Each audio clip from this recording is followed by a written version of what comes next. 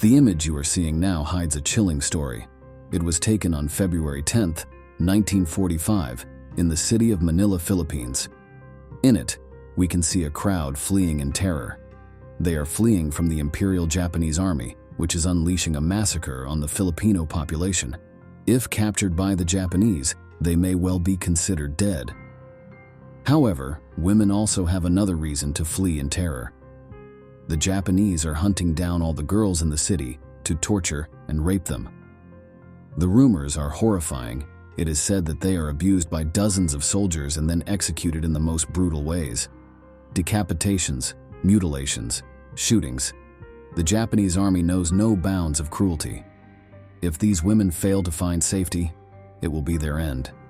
Today, in this new episode of Military History, we will tell you all about the rapes that occurred in the massacre of Manila.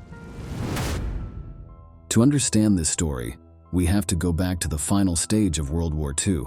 By 1944, while in Europe, the Germans and Italians were suffering harsh defeats.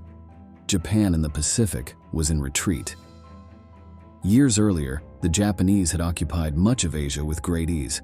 Now, however, they were having serious problems sustaining their conquests and defending them from the advance of the United States.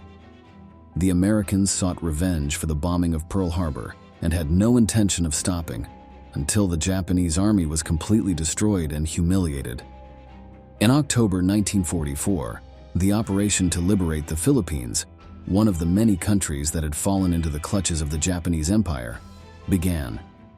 It all started with an amphibious landing on the island of Leyte, a maneuver in which more than 300,000 American soldiers participated.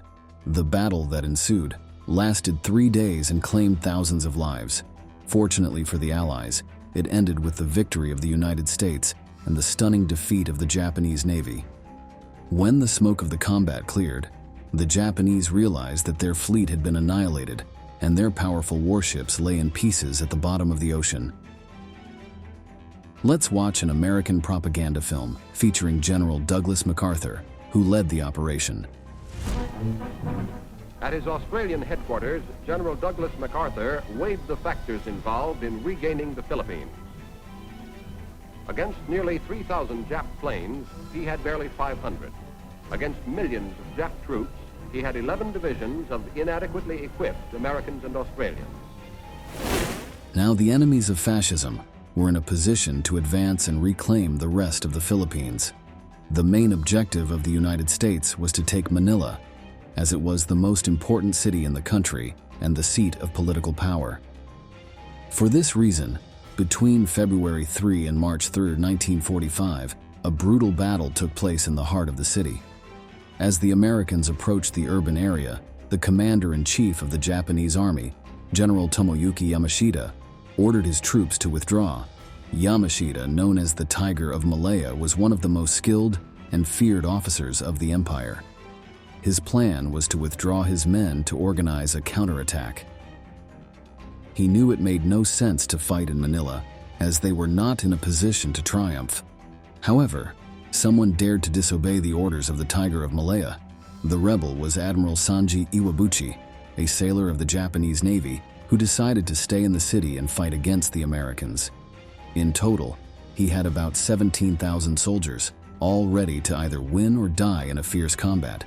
The defenders set up barricades in the streets of Manila, placed obstacles to prevent enemy tanks from passing, and deployed snipers on the rooftops. On February 3rd, the Americans entered the city and initiated the first skirmishes. Gunfire, explosions, and the cries of the dying echoed everywhere. Tanks and artillery pieces fired upon buildings, destroying them and bringing them down. Manila had become a huge graveyard of rubble and destroyed houses, filled with corpses soaking the ground with their blood. Let's hear the testimony of Jose Quilatan, a former member of the Filipino resistance, remembering those days.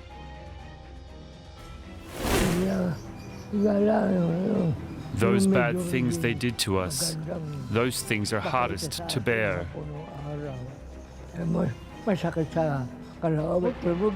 The sound of bombs, the people got used to it. It was like watching a movie. Seeing that their defense was being dismantled and their troops annihilated, the Japanese concentrated all their frustration on the Filipinos. The civilians, who had nothing to do with what was happening around them, would suffer the most.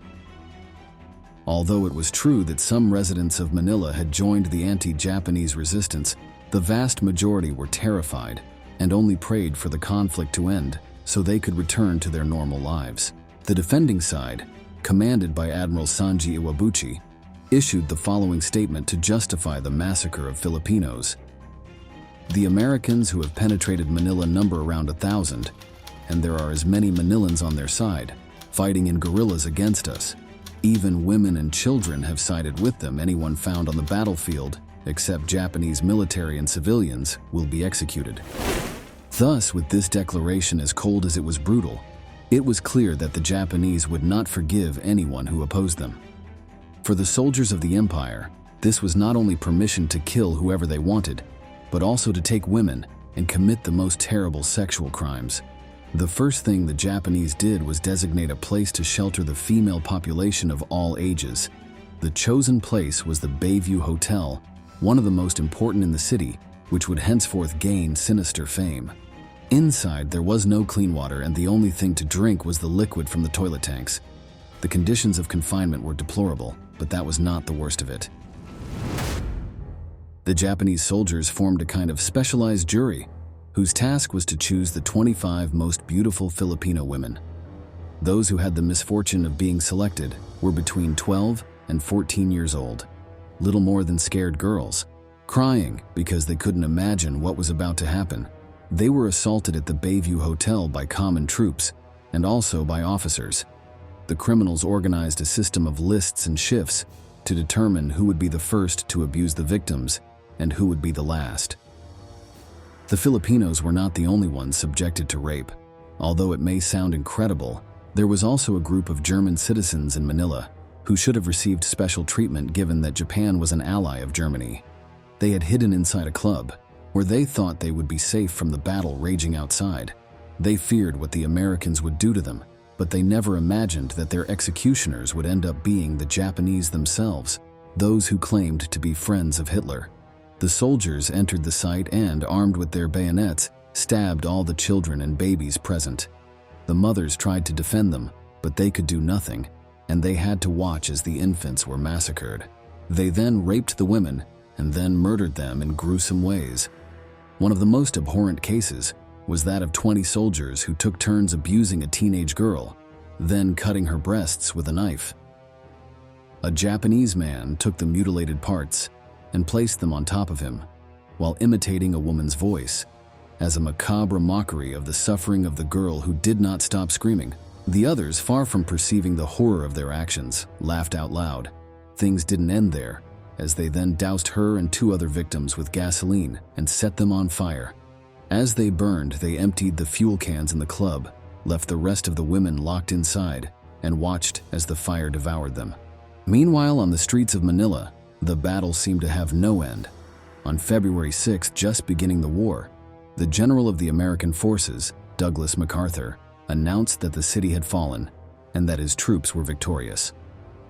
This could not be further from the truth. The fight was in its initial stage, and there would be almost 3 bloody weeks before it ended. The Japanese retreated further and further into the city, until they reached the oldest area, called Intramuros. As they retreated, buildings in Manila were demolished and bombed, so that the Americans could not use them as a base of operations. In this infrastructure destruction mission, hundreds of people were trapped in the rubble and perished.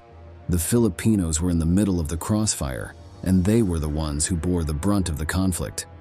The cruelty of the Japanese reached high levels when they encountered women who were participating in the resistance. They were not only raped, but they were also disemboweled, and their bodies were left in the streets so that everyone could see what was happening to those who collaborated with the guerrillas. Some were left alive, but they were used as human shields against the advancing Americans, so they ended up being shot dead. Women who tried to defend themselves from the rapes were harshly punished. Soldiers beheaded them with a machete. The barbarism seen in Manila during those days had little precedent in Philippine history. Never before has so much blood been shed, or the population brutalized in this way. Let's look at Jose Quilitan, whom we already met, and Oscar Buenconsejo, a Filipino who fought alongside the North American Army, corroborating what we say.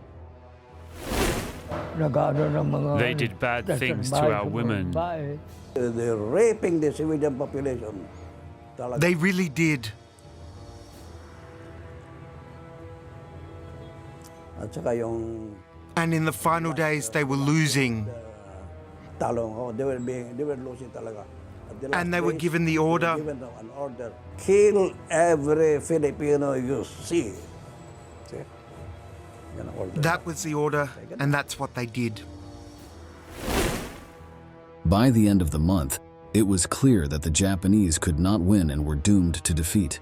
On February 26th, Admiral Sanji Iwabuchi, who was in command of the Japanese troops, decided that he would not be taken alive by his enemies. While locked in his barracks, he grabbed a gun, placed it in his mouth, and opened fire. With his suicide, the Japanese were left without a leader to guide them in battle, so they had to surrender. Iwabuchi's body was never identified, and it is suspected that his remains were hidden or cremated by his subordinates. It is estimated that, in total, about 100,000 Filipino civilians died during the Battle of Manila.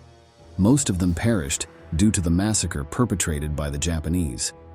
In any case, the figures are not exact, and there are those who speculate that the total number may be much higher. According to some historians, it is more than likely that the victims were around 500,000. On the other hand, it is important to remember that American artillery fire and bombing claimed much of Manila's infrastructure, causing irreparable damage that would take decades to repair. Here, Jose Quilitan remembers what those losses meant. The buildings were turned to rubble. At the base of the buildings, you could see the holes. You could see the foundations of the buildings. I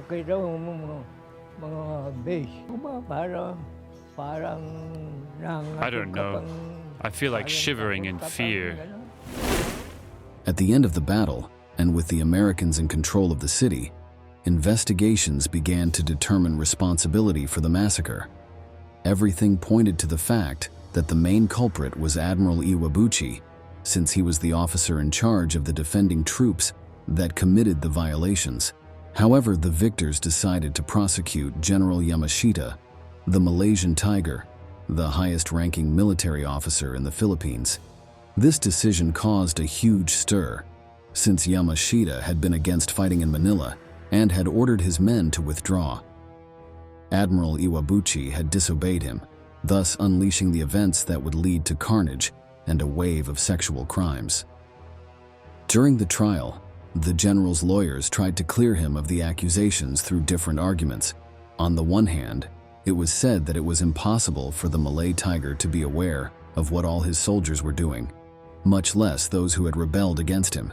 Since he had no control over what happened in Manila, it was unfair for him to be convicted of those crimes.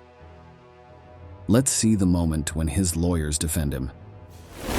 When these atrocities occurred, they were committed in violation of General Yamashita's orders, and it's quite natural that those who violate a superior's orders are not going to inform him about that either before or after the fact that they intend to do so or have done so. Yamashita's accusers said this was an extremely poor excuse, since there was evidence that the general had permitted massacres of prisoners of war, executions of civilians, and rape of women in other cities. Although he did not give the direct order to commit these acts, he made no attempt to stop them and allowed his men to behave as judges and executioners of the Filipino population. By not encouraging discipline among the troops, hundreds of thousands of people had suffered aberrant fates. For all these reasons, Tomoyuki Yamashita was sentenced to death. The President of the United States, Harry Truman, validated the military court sentence and made no attempt to pardon him. On February 23, 1946, almost a year after the battle, he was executed by hanging like a common criminal. Today, the events in Manila are remembered as some of the most ruthless of World War II. We reach the end of the video and we want to ask you, Do you think General Yamashita was responsible for the rapes? Leave us your answer in the comments box below. And don't forget to subscribe to our channel to learn about many more military events that left their mark on history.